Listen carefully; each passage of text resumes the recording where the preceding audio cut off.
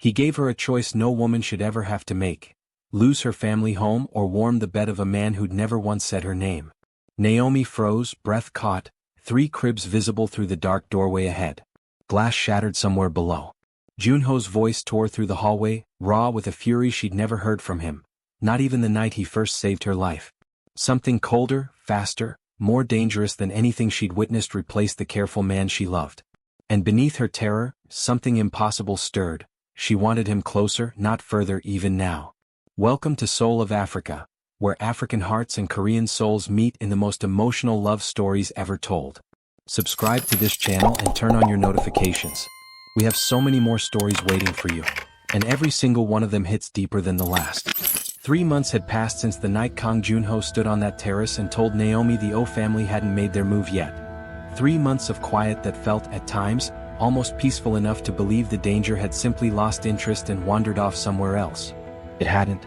The estate had changed in those months, softened in ways that surprised even the staff who had served the Kang family longest. 3 cribs now sat in a sunlit nursery that had once been a sealed and used wing.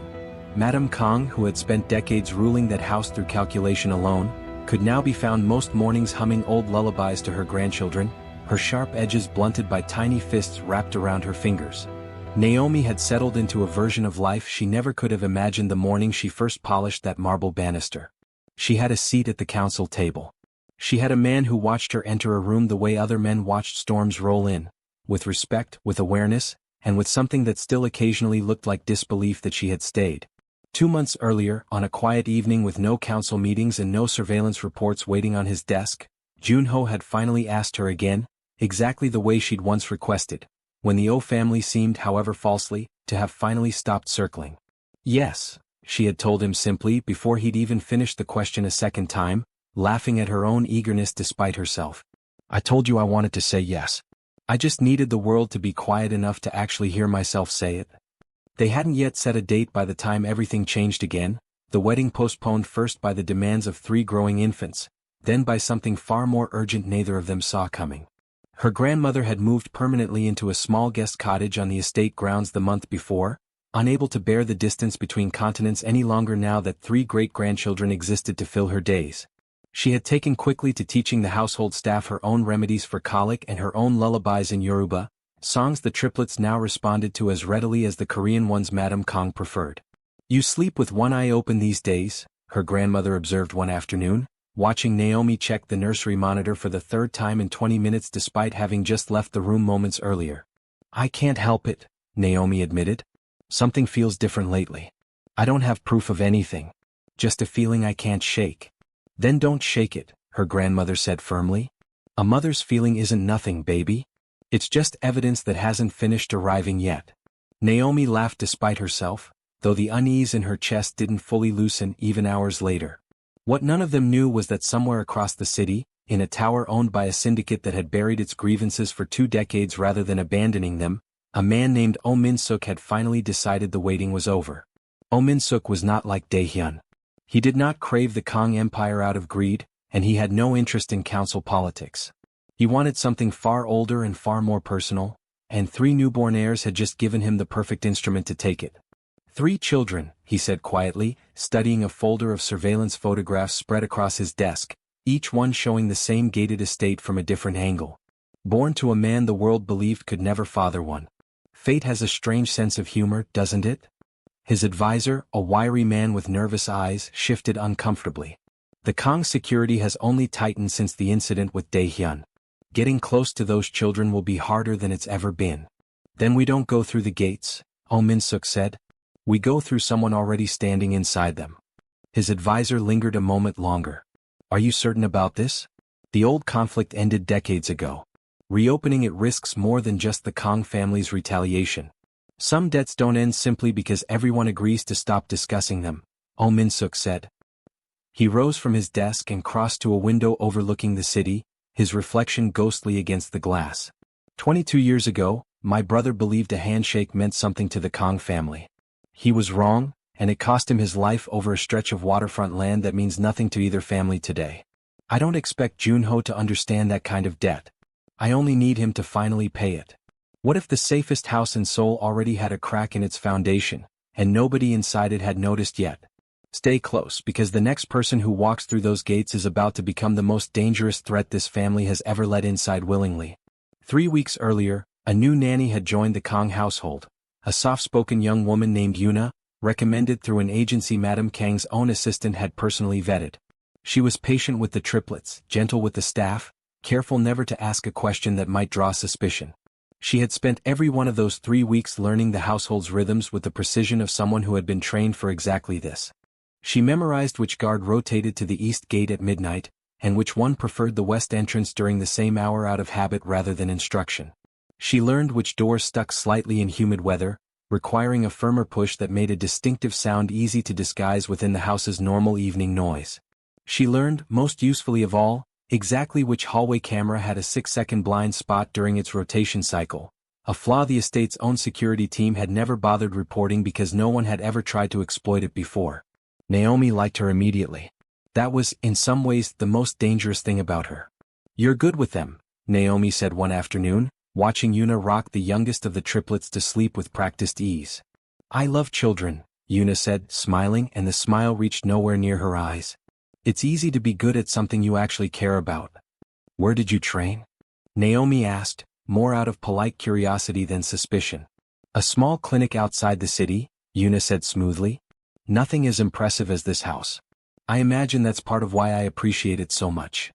It was, Naomi would realize much later, a perfectly constructed answer, vague enough to avoid scrutiny, specific enough to sound believable, and utterly impossible to verify by anyone who didn't already know exactly where to look. Quick cut to the estate security room, where a guard reviewed footage from the east gate, frowning slightly at a gap in the timestamp no one had yet thought to question. Joon-ho, meanwhile, had spent those same weeks rebuilding the parts of his empire Daehyun's betrayal had cracked open. Trust, once broken inside a family like his, didn't simply repair itself because the traitor had been removed. He found himself watching his own advisors more carefully, listening for hesitation in voices that had once sounded only loyal. "You're exhausted," Naomi told him one night, finding him still awake at midnight, surrounded by reports. "I'm careful," he corrected. "There's a difference." "Is there?" "Lately it feels like the same thing wearing a nicer name." He set the reports down, studying her with the particular attention he only ever gave her. "I promised you I'd seal every door this time," he said. "I intend to keep that promise even if it costs me sleep." "And if the danger isn't coming through a door at all?" Naomi asked, something uneasy stirring in her without quite knowing why. "What if it's already sitting in the room with the children right now?" Joon-ho frowned, the question landing somewhere he hadn't thought to look yet. Slow zoom on his face, the first flicker of doubt crossing it, doubt that would prove, far too late, entirely justified. Was loyalty something you could actually verify, or only something you discovered the truth of after it had already betrayed you? Comment trust below if you'd have suspected the new nanny sooner than this family did. And stay close because what happens next will make you question every quiet, gentle character in every story you've ever watched. The following week, Madame Kang summoned her late husband's old aide once more, the meticulous Mr. Yoon, asking him to quietly verify every new hire brought into the household since Daehyun's exile. It was a small, almost reflexive precaution, the kind of thing a careful matriarch does without expecting to find anything at all. What Mr. Yoon found instead made his blood run cold. The employment agency that had recommended Yuna did not, according to the most basic registry search, actually exist. The address on her paperwork belonged to an abandoned printing shop 3 districts away. And the references listed on her file, when finally called, answered with confused silence, having never employed anyone by that name. "This isn't a gap in the paperwork," Mr. Yoon told Madame Kang, his hands trembling slightly as he laid the findings on her desk. "This is a person built entirely out of fiction, placed inside this house on purpose." Madame Kang's face went pale, then hardened into something far more dangerous than fear. "Find my son," she said. "Now." Word of the discovery reached the staff quarters within the hour, carried in the particular hushed, frightened way bad news always travels through a household full of people who depend on that household's safety for their own. Mrs. Han, who had worked the estate for nearly 2 decades and had grown fond of Naomi in a way she rarely allowed herself with anyone, found her in the hallway moments before the lights went out, gripping her arm with unusual urgency. "Something's wrong," Mrs. Han said. "I don't know what, but the guards just sealed the east wing without explanation, and Mr. Yoon hasn't left Madame Kang's study in an hour." "Where's Yuna?" Naomi asked, a cold dread already beginning to settle in her stomach before she'd even finished forming the question. "With the children," Mrs. Han said. "Where she always is at this hour." Hard cut to black. By the time Joon-ho reached the nursery wing, the lights had already gone dark, not from a power failure, but from a single severed cable Yuna had located weeks earlier during one of her many quiet, unremarkable walks through the house. Naomi was already there, having felt something wrong in her bones before anyone said a word to her, standing frozen in the nursery doorway with her heart slamming against her ribs. "Yuna?" she called softly into the dark. "Where are you?" No answer came. Only the soft, deliberate sound of careful footsteps moving toward the cribs. They tried to take his children in the dark, in the one room they believed was the safest place on earth, and they nearly succeeded before anyone even knew there was a threat to fight. Naomi lunged forward the instant she saw a shape leaning over the nearest crib, grabbing Yuna's arm with a strength born entirely of terror. "Don't you touch them," she snarled, and for the first time since arriving at that estate, the soft-spoken nanny's calm mask shattered completely. "You don't understand what's owed," Yuna hissed, twisting free and snatching the youngest child up against her chest before Naomi could stop her. "This family has been collecting debts they never planned to repay for 20 years. Tonight, someone finally collects what's owed in full, whether anyone in this house believes it's fair or not." "I don't care what's owed," Naomi shot back, refusing to back away even with her own heart hammering against her ribs. "These are innocent children. Whatever happened before they existed has nothing to do with them." "Innocence didn't save my employer's brother," Yuna said coldly, backing toward the window with the crying infant clutched tightly against her. "I doubt it'll save anyone in this family either. People like you always believe kindness is enough to keep danger out. It never has been. It never will be." "Maybe not," Naomi said, refusing to let the words land the way Yuna clearly intended them to. "But it's enough to make sure these children grow up believing the world can still be kind, even after a night like this one. That's worth more than anything you or the man paying you could ever take from us." Quick cut to Joon-ho appearing in the doorway, his expression transforming in real time from controlled urgency into something neither Naomi nor anyone else in that house had ever witnessed from him before. "Put my child down," he said, his voice dropping to a register that made even Naomi's skin crawl, "or I promise you, what happens to you next will make every story this family has ever told about me sound merciful." Yuna hesitated only a fraction of a second, but it was long enough. A second figure burst through the nursery's side door, grabbing for Naomi instead, clearly under instructions to take more than one prize that night if the opportunity allowed it. Naomi twisted hard against the man's grip, driving an elbow backward into his ribs with enough force to make him grunt and loosen his hold just slightly, exactly the opening she needed to break free and put her own body between him and the two remaining cribs. What happened in the next 90 seconds would later be described by the two guards who finally arrived as something closer to watching a controlled detonation than watching a man fight. Joon-ho crossed that nursery floor faster than either intruder anticipated, disarming the second attacker with a brutal economy of motion before the man even fully registered the threat, the sound of bone cracking audible even over the chaos of a crying infant and Naomi's own ragged breathing.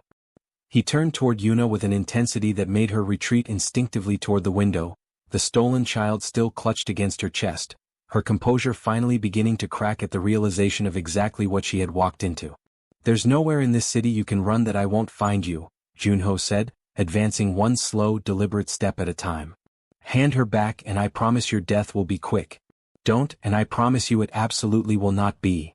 You wouldn't hurt a woman holding your own child," Yuna said, though her voice wavered slightly, betraying a confidence she no longer fully possessed. "Test that theory," Joon-ho said, "and find out exactly how wrong you are." Fade to black, sudden and merciless, on the sound of a child beginning to cry.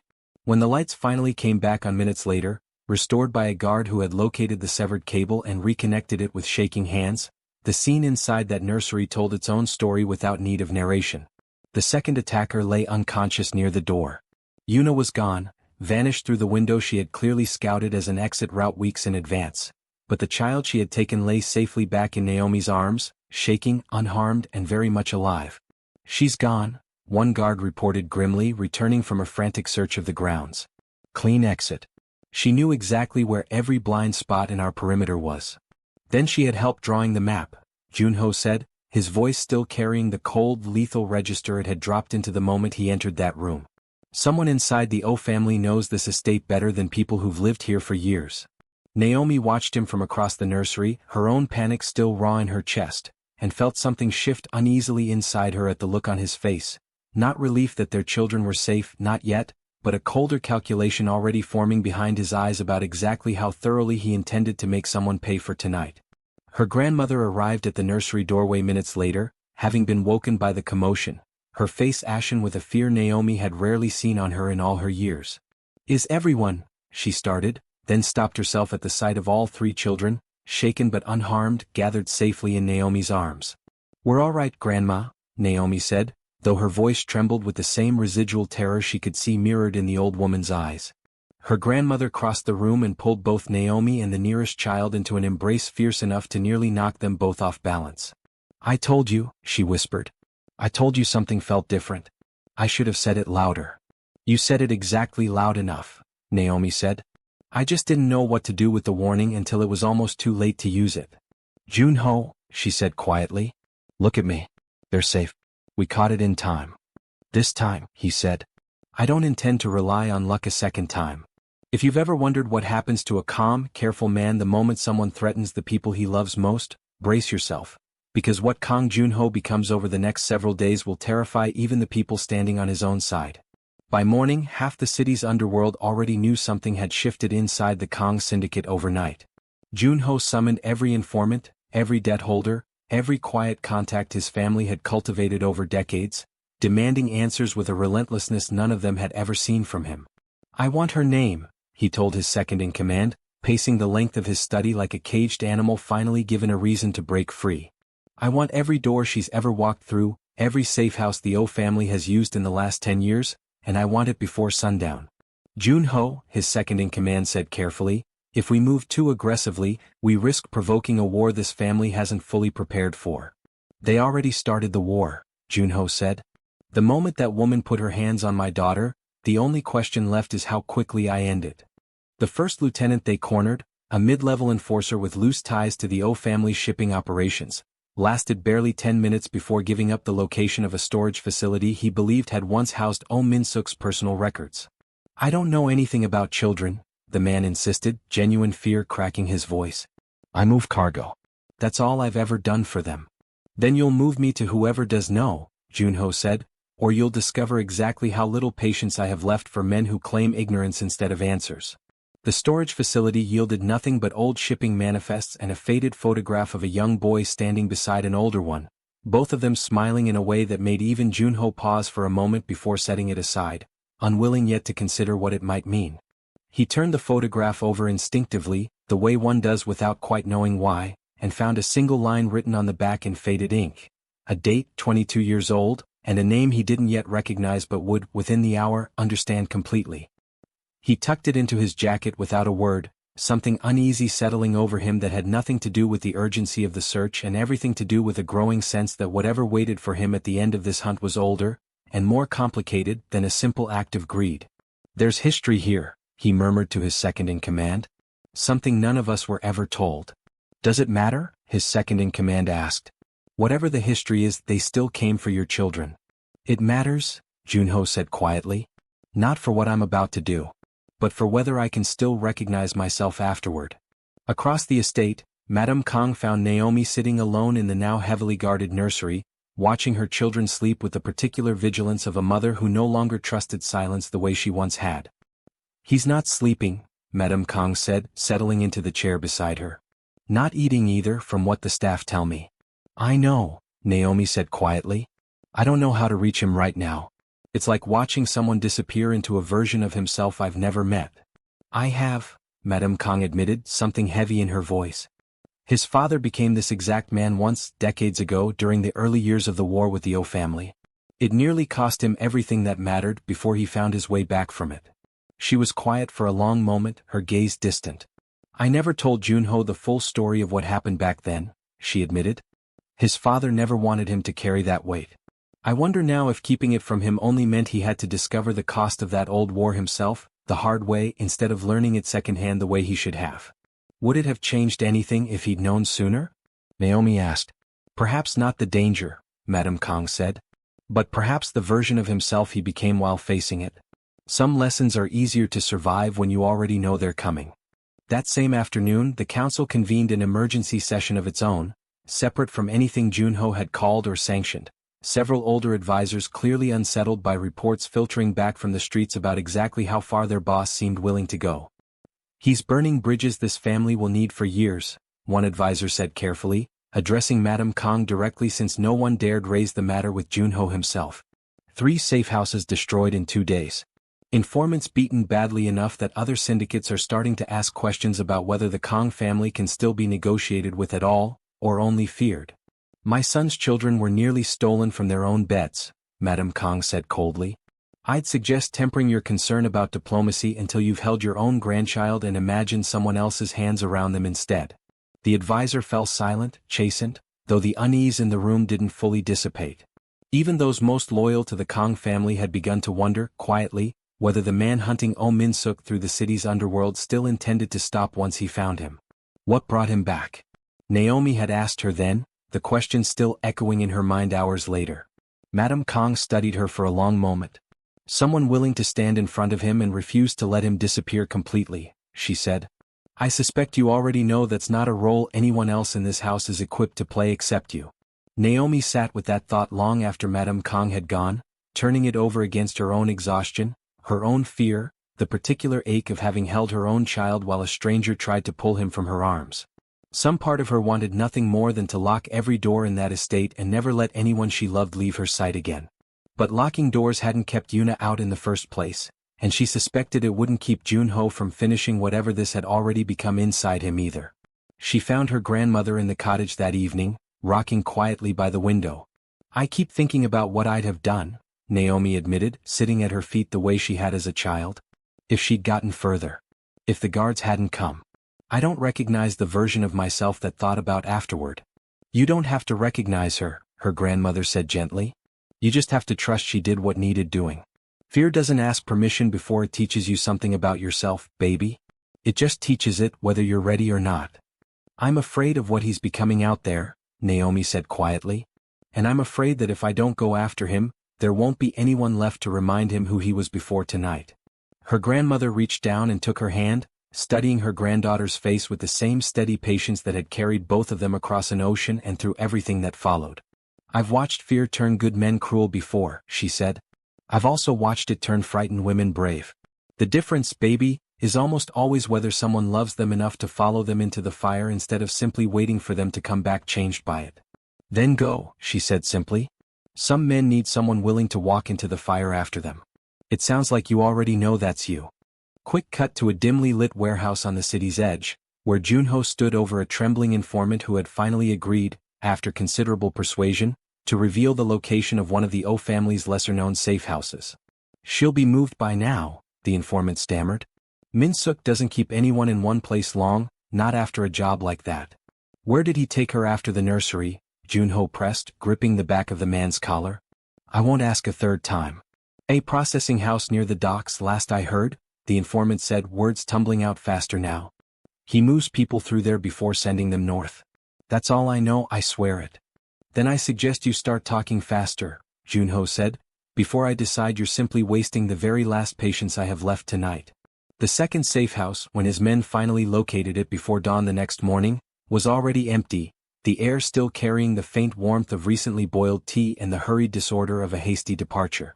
A single overturned chair and a child's small abandoned shoe, not one of his own, he realized with a sick lurch in his stomach, but evidence the Oh family had run this exact scheme before, on some other family who had never gotten the chance to fight back, told him everything he needed to know about how long this particular cruelty had been quietly perfected. "They've done this before," Joon-ho said quietly, turning the small shoe over in his hand before setting it down with a kind of reverence he rarely showed anything. "We found a name in the ledgers upstairs," his second-in-command reported grimly. "A family from the shipping district 6 years ago. No survivors recorded after the ransom negotiations failed." Something in Joon-ho's chest went cold and still at those words, colder even than the fury that had carried him through the last 2 days. This was not a single act of grief turned to violence. This was a business model refined through repetition, and his children had simply been its latest intended product. "How many families before mine?" Joon-ho asked, his voice barely above a whisper. "At least 3 that we've found so far," his second-in-command said. "Possibly more. The records are old, deliberately incomplete." Then this doesn't end with finding my children's would-be kidnapper, Joon-ho said. It ends with making certain no other family in this city ever has to stand in a nursery wondering whether their children will still be there by morning. Is there a version of justice that doesn't eventually become indistinguishable from the cruelty it was meant to answer? Sit with that question, because the man you're about to watch hunt down his enemies is the same man who once apologized to a frightened maid for treating her like a transaction. And right now, neither version of him seems willing to give the other any room left to exist. It took 2 days of relentless pressure, 3 abandoned safe houses, and 1 badly beaten lieutenant before Joon-ho finally stood outside the door of the building where Oh Min-suk had been hiding Yuna since the failed kidnapping. His men waited behind him, visibly unsettled by an intensity in their boss none of them had encountered before, not even during the worst of the conflict with Daehyun. Inside, Oh Min-suk sat calmly behind a simple wooden desk, as though he had been expecting this visit for exactly as long as it took to arrive.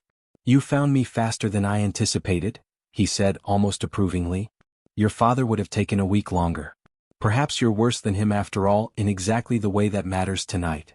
"Where is she?" Joon-ho said, his voice flat and absolutely without patience. "Gone," Oh Min-suk said simply. "I have no further use for a tool that already failed its only assigned task. I imagine you're more interested in me regardless." "You're going to tell me why," Joon-ho said, stepping further into the room despite his men's visible unease, "before I decide whether you live long enough to finish the sentence." Oh Min-suk studied him for a long, unhurried moment. 22 years ago, he said, "your father ordered the death of my older brother over a territory dispute neither side truly needed to win. I was 12 years old. I watched the men carry his body through our front gate like he was nothing more than inconvenient cargo. I have spent every year since waiting for the day your family finally had something precious enough to lose the way mine did." "Why now?" Joon-ho demanded. 22 years, and you wait until I have children of my own to finally act?" "Because for 22 years your family had nothing I could take that would actually cost you anything," Oh Min-suk said, something almost weary in his voice now. "Your father died of illness, peacefully in his own bed, surrounded by people who loved him. My brother bled out in a parking lot because a Kang decided a stretch of waterfront wasn't worth sharing. I waited because I needed you to finally have something worth losing before I could make you understand what losing actually feels like." "My father is dead," Joon-ho said finally, his voice quieter now though no less dangerous. "Whatever he did to your brother, he can't answer for it anymore. But you put your hands on children who had nothing to do with a war they weren't even alive to witness." "Neither was I when my brother died," Oh Min-suk said. 12 years old and somehow already old enough to be taught that grief without consequence isn't grief at all. It's simply something the powerful expect you to absorb quietly and never mention again. "Children grow into men who inherit empires," he continued. "I learned that lesson personally the hard way at 12 years old. I simply intended to make sure your family learned it the same way mine did." "Then you've made an enemy out of the wrong generation," Joon-ho said. "I'm not my father. I don't intend to leave behind a debt for someone else's children to collect 20 years from now. I intend to end this completely tonight, so there's no version of this story left for anyone to inherit." For the first time since Joon-ho had entered the room, something like genuine fear flickered behind Oh Min-suk's composed expression. Slow zoom on Joon-ho's face, cold and resolute, the moment stretching unbearably before either man moved again. Naomi arrived at that warehouse 11 minutes later, against every instruction she had been given to stay at the estate, driven by a fear that had nothing to do with her own safety and everything to do with the look she had seen on Joon-ho's face the morning he left. She found the standoff still unresolved, Joon-ho's men positioned tensely around the room, Oh Min-suk still seated with the particular calm of a man who had already accepted whatever outcome was coming. "Joon-ho," she said quietly, stepping into the room despite the guard's visible alarm at her presence. "Look at me." He didn't turn immediately, his attention still locked on Oh Min-suk with an intensity that frightened her more than anything that had happened in the nursery 2 nights earlier. "This isn't justice anymore," Naomi said. "This is becoming the exact thing his brother's death turned him into. If you finish this the way you're about to, you don't end the cycle. You just become its next chapter, and one day our own children inherit a grievance instead of a father." "He put his hands on our children," Joon-ho said, his voice low and strained.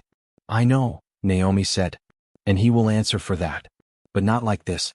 Not in a way that turns you into someone our children grow up afraid of instead of protected by." A long, unbearable silence stretched through that warehouse, every man in the room watching to see which version of Kang Joon-ho would ultimately decide how this story ended. He killed my brother, Joon-ho said quietly, almost to himself, the words landing somewhere between explanation and confession. He nearly took my children. Tell me why mercy is the answer here, Naomi. Tell me why I should let him walk away from this with anything resembling a future.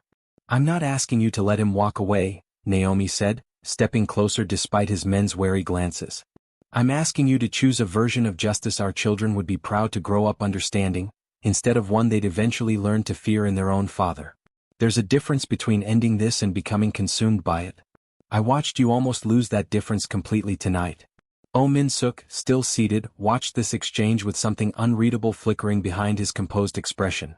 Not hope, exactly, but the faint, exhausted recognition of a man who had spent 22 years assuming this family was incapable of anything but the same cruelty his own had shown. Quick cut to black, the moment suspended on a knife's edge between mercy and ruin. Slowly, deliberately, Joon-ho lowered the weapon he hadn't fully realized he'd raised. You'll face the council, he told Oh Min-suk, his voice still hard but no longer carrying the absolute finality it had moments earlier. Every syndicate with ties to this city will know exactly what you attempted, and exactly why your own family's protection ends the moment word spreads. That's a fate worse than anything quick I could give you tonight, and you know it. Oh Min-suk's composure finally cracked, just slightly at the realization of precisely what kind of ruin Joon-ho intended to deliver instead. A slow, public unraveling rather than a quick, private one. You should have killed me, Oh Min-suk said quietly. Mercy from a Kang is its own kind of curse. Then consider it the debt my father never paid your family properly, Joon-ho said. Settled finally, on different terms than either of us expected. The council convened 3 days later, and the story of what Oh Min-suk had attempted spread through Seoul's underworld exactly the way Joon-ho had promised it would, not as a tale of mercy, but as a public unmaking of a man who had finally exposed his family's decades-old grievance for everyone to judge. Several syndicate leaders who had quietly tolerated the Oh family's lingering resentment for years now distanced themselves publicly, unwilling to be associated with an organization that had crossed the one line every underworld family, regardless of their other conflicts, generally agreed never to cross. Within the week, what remained of the Oh syndicate's allies abandoned them entirely, unwilling to be associated with a man who had targeted newborn children rather than settling old scores between consenting adults. Oh Min-suk himself, stripped of his syndicate's remaining protection and resources, disappeared from Seoul's underworld entirely within the month, rumored by some to have fled the country, by others to have simply vanished into the kind of irrelevance that, for a man who had spent 22 years consumed by a single grievance, may have been a crueler fate than anything quick Joon-ho could have delivered that night in the warehouse. Joon-ho thought about him occasionally in the quiet months that followed, not with anger anymore but with something closer to a wary, complicated understanding. A boy who watched his brother's body carried through a gate.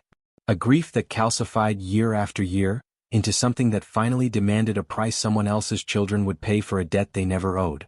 He hoped, in whatever life Oh Min-suk had fled into, the man eventually found something other than vengeance to fill the space his brother's death had left behind. He doubted it. But he hoped it anyway because hoping it felt like the last small thing separating the man he'd almost become from the one he'd chosen instead to stay. That same evening, back at the estate, Naomi found Joon-ho sitting alone in the nursery long after the children had been settled, simply watching them sleep with an intensity that hadn't fully faded since the kidnapping attempt. It's over, she said softly, sitting beside him. I know, he said. I don't know how to stop watching them like this, even knowing that. You don't have to stop yet, Naomi said. Just don't let it become the only way you know how to love them. They need a father who's present, not just one who's vigilant. He reached for her hand, holding it the way he had on the terrace months earlier, the same gesture that had once meant nothing from anyone else and had come, somewhere along the way, to mean nearly everything from him. I almost became someone you wouldn't have recognized, he admitted, if you hadn't walked into that warehouse. I did, Naomi said simply. And you listened. That's the only part that matters now. Yuna was found 2 weeks later in a city 3 hours north, working quietly under a different name, captured not through threat or violence, but through the same patient detective work Mr. Yoon had used to expose her false employment history in the first place. He had traced a single recurring phone number buried in her old paperwork, one she had foolishly reused for a new utility account in her new city, a small carelessness born of exhaustion rather than incompetence.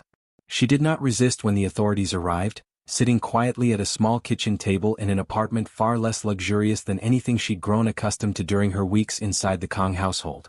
I knew it wouldn't last, she told the officers, almost relieved, as though the waiting had cost her more than the consequences now would. Min-suk promised it would be over before anyone connected the pieces. I should have known better than to believe a man who'd already lost so much himself. She faced consequences through legitimate authorities rather than the underworld's harsher justice. A small but deliberate choice Joon-ho made at Naomi's urging, proof that something in him had genuinely shifted that night in the warehouse. You didn't have to listen to me, Naomi told him weeks later, sitting together on the terrace where so much of their story had already unfolded, the city lights of Seoul glittering faintly in the distance the way they had the night he first apologized to her on that same stone floor. I didn't have to, Joon-ho agreed. I wanted to. There's a difference between being told who to be, and choosing it because the person asking actually sees something in you worth protecting. Quiet settled over the estate in the months that followed, not the fragile, watchful quiet of before, but something earned, something that had survived its hardest test and come through changed rather than broken. The wedding took place in early spring in the same garden where the triplets had been named the year before, cherry blossoms drifting down over a gathering far larger than either of them had originally planned. Naomi's grandmother sat in the front row, openly weeping with joy, flanked by Madame Kang, who had, against every expectation anyone in that family once held, come to genuinely love the woman her son had once treated as nothing more than a transaction. When it came time for vows, Joon-ho spoke first, his usual composure visibly straining against something far more vulnerable underneath it. I once told you I didn't know how to be anything other than careful, he said, his voice unsteady in a way none of his counsel had ever witnessed. I built my entire life believing control was the only thing standing between me and losing everything that mattered. You taught me that control was never the thing keeping us safe. It was just the thing keeping me alone. I don't want to be alone in this anymore, Naomi. I want to spend the rest of my life proving I learned that lesson properly. Madame Kang, seated in the front row, dabbed at her eyes with a handkerchief she'd brought specifically for this purpose, having privately confided to Mr. Yoon that morning that she hadn't allowed herself to cry this freely since her own husband's funeral decades earlier. Naomi reached for both his hands before she spoke, her own voice steady despite the tears already gathering. I crossed an ocean for a paycheck, she said. I never once imagined I'd find a family on the other side of it instead. You gave me an order once because you didn't know any other way to ask for help. I'm choosing you now freely because somewhere between that order and this garden, you became someone worth choosing. Not because of what you can give me. Because of who you finally let yourself become. The ceremony ended in applause and laughter. 3 small children passed between eager relatives.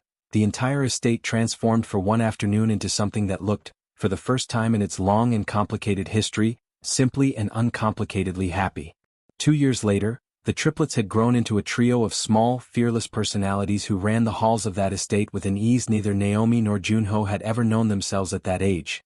Unafraid, unguarded, secure in a way only children raised without the shadow of unresolved danger ever truly are.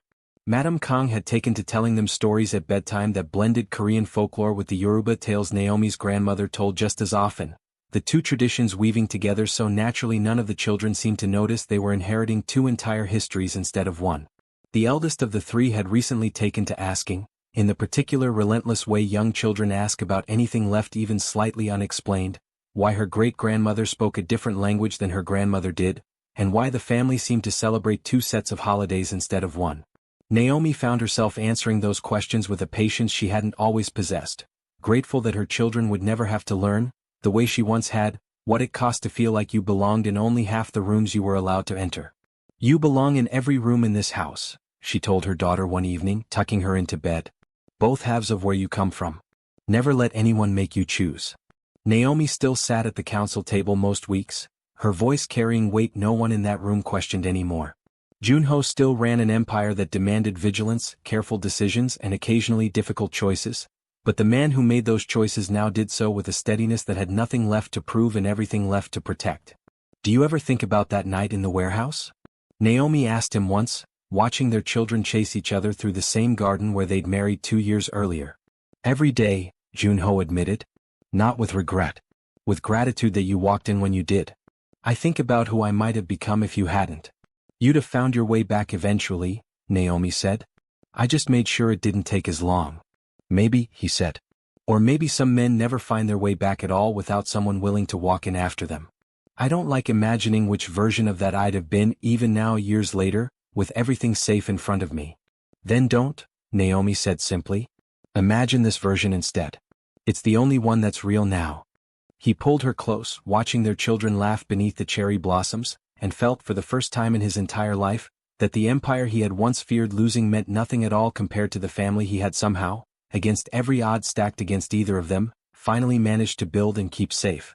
Madame Kang watched them from a small distance, a quiet smile settling over features that had spent decades guarding themselves against exactly this kind of unguarded happiness. She thought of her late husband, of the war he'd fought and never fully escaped, and allowed herself, finally, the relief of knowing his grandchildren would never have to inherit it the way his son nearly had. Naomi's grandmother sat beside her, the two women who had once been strangers from entirely different worlds now bound by the same fierce, protective love for the same three children, watching them tumble through the grass without a single shadow of danger trailing behind them anymore. "We did all right, didn't we?" Naomi's grandmother said quietly, more statement than question. "We did better than all right," Madame Kang said. "We built something neither of our families knew how to build alone, across 2 continents, 2 histories, and a war neither of us asked to inherit. If someone you loved was ever truly threatened, would you trust yourself to know exactly where mercy should end and justice should finally take over? Or is that a line none of us actually know how to find until the moment forces us to draw it ourselves? Tell me honestly what you think you would have done in that warehouse in the comments below. Some stories end because the danger finally runs out. This one ends because 2 people finally learned how to carry danger together instead of letting it carry them apart, and that, in the end, turned out to be the only ending either of them actually needed. Naomi never forgot the woman who crossed an ocean for a paycheck and found, somewhere along the way, an entire life she never could have planned for. Joon-ho never forgot the man he almost became in that warehouse, and he spent every year afterward making sure his children never had reason to fear the answer to that question themselves. This is where their story ends, not because the danger in their world has disappeared completely, but because the 2 of them finally learned how to face whatever comes next together instead of alone. If this story moved you, subscribe and turn on your notifications, because Soul of Africa has so many more emotional stories waiting for you, and every single one of them hits deeper than the last.